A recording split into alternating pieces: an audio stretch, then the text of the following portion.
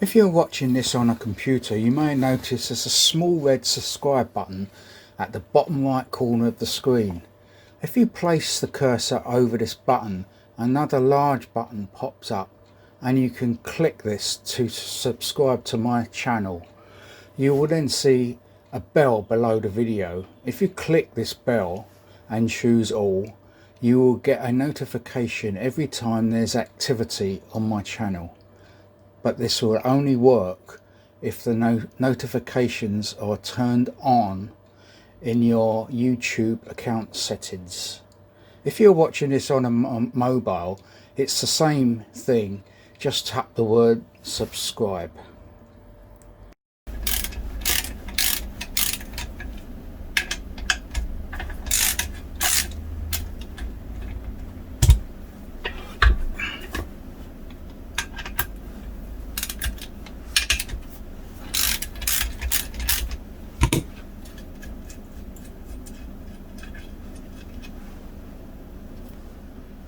The bolts that hold this on and the side plate are 5/16 UNC.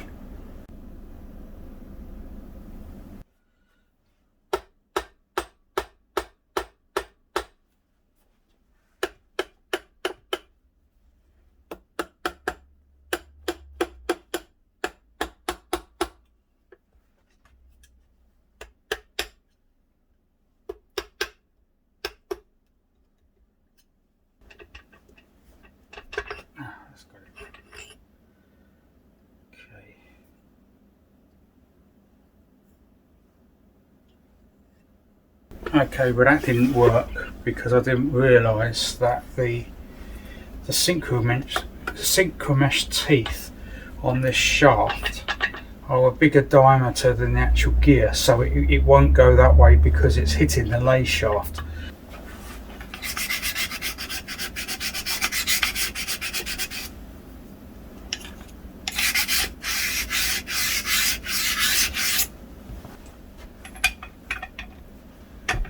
Oh, that wasn't very tight.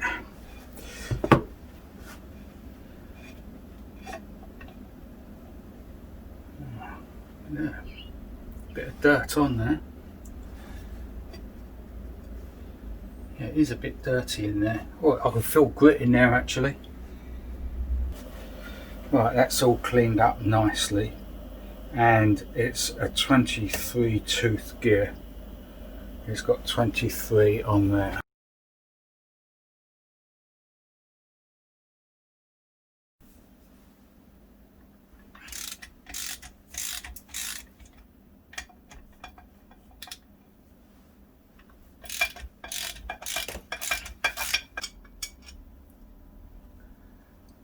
These 4 screws are the same as the other side, the 7/16 UNC.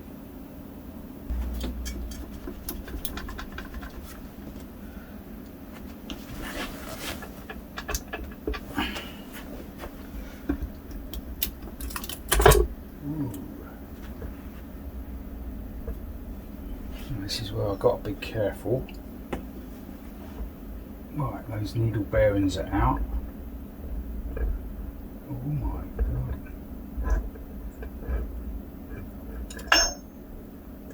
Now the sleeve just come off. Wow,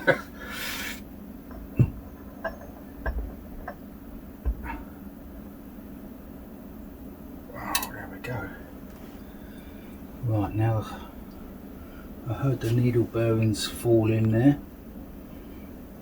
Okay.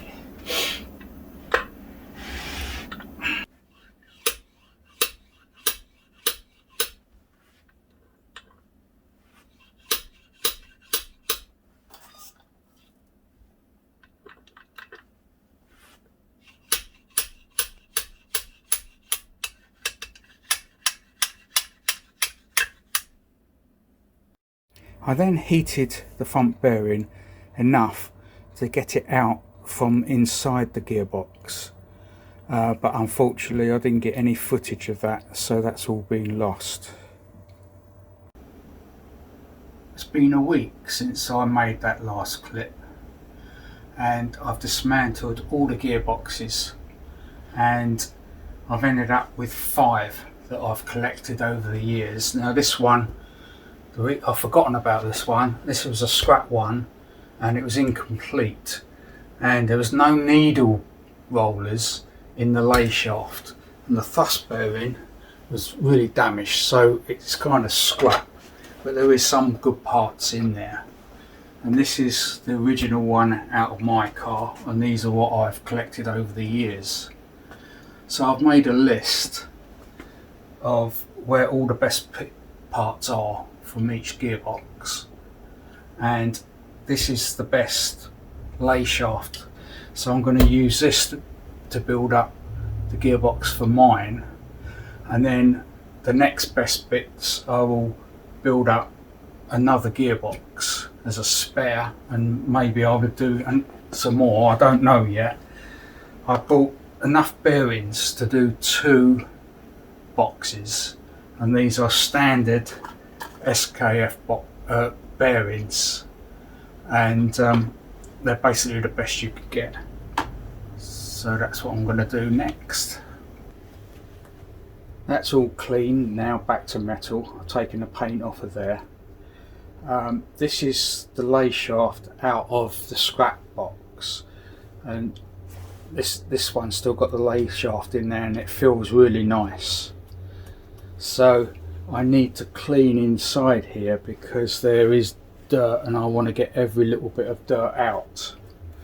And I'm showing you this because there's a hole in this lay shaft here. So what I've done is I've put some gear oil in there, so it kind of lubricates both bearings, and then I've got a bit of gasket material and put a Jubilee clip round there, so when I go and wash the inside, it keeps all the dirt. There's no chance of any dirt getting into the needle bearings here, although it can get in from here, but there's less chance of that.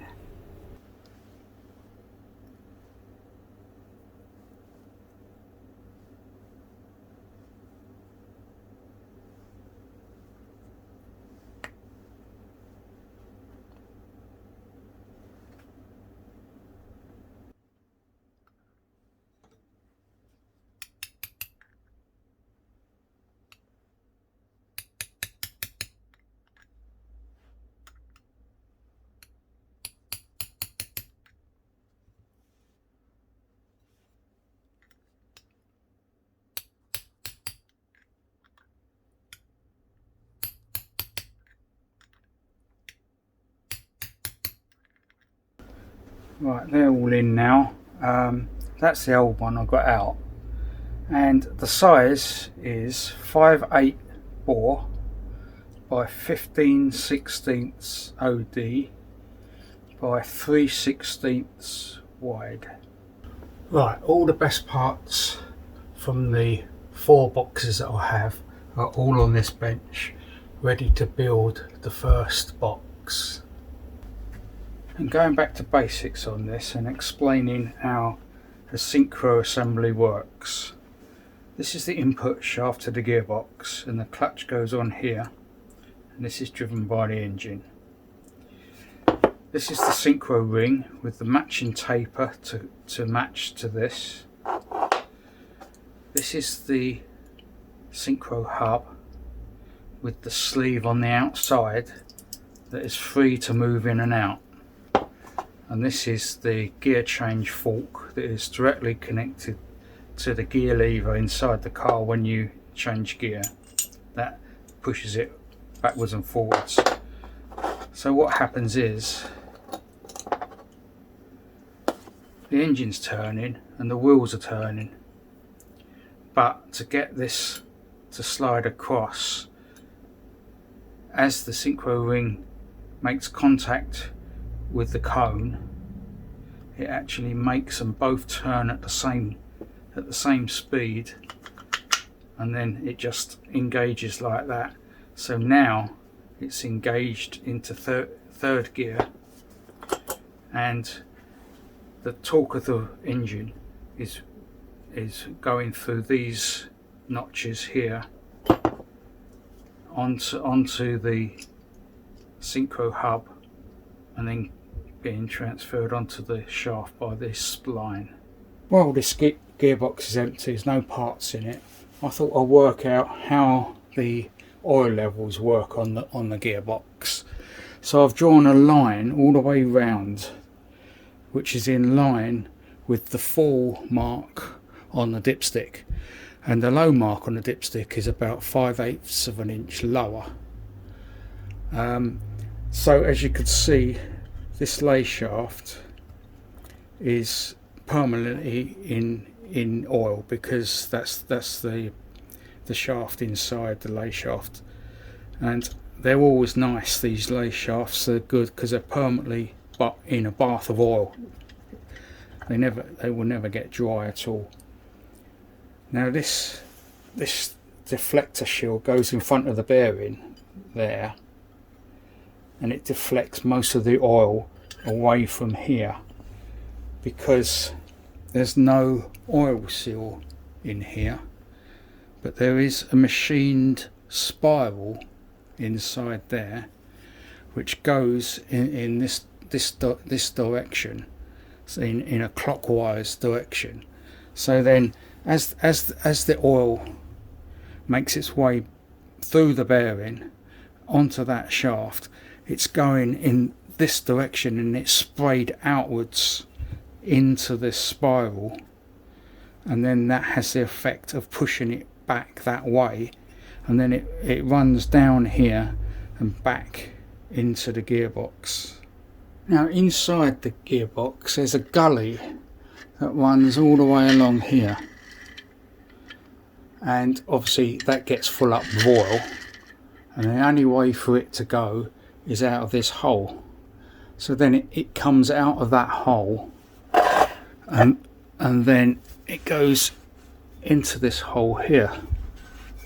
It goes into that hole and then comes down here, and the level of the oil is just below that slot there. So I've drawn the level of the oil, transferred it across, and as you can see, half of the speedo gear is in oil, and the oil level goes right the way up to here. So I don't know if that's correct there. It may be only go up to here or something, I'm not too sure. But whatever happens is there's a white metal bearing in here for the end of the prop shaft, runs in there, so that obviously needs oil. And there's also a notch there to let the oil drain back, so that is getting a constant flow of oil in there. So that brings up another question. Because there's no oil seal in here, what happens if you live on a hill and you're constantly parking your car like that? There's a chance that the oil will go down there, and it will seep out of that hole and start dripping out, and it probably get onto the clutch.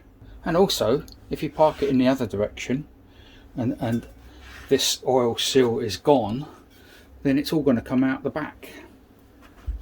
So you have to park sideways along the hill. I think one of the reasons they didn't put an oil seal in there is because they want the thrust bearing to be lubricated on that shaft, I think, and maybe that's what that hole's for. So this is always nice and wet with oil, and then it should just seep out a little bit onto the floor, because old cars were known for dripping oil on the floor.